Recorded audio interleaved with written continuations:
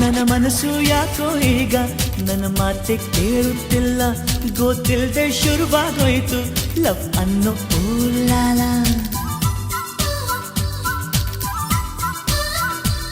ಹೃದಯದ ಸೇರೋ ಮೊದಲು SMS ಮಾಡಲಿಲ್ಲ, ಎದೆ ಬಾಗಿಲು ತೆರೆಯೋ ಮೊದಲು ಕೀವಿಲ್ ನೀಡಲಿಲ್ಲ.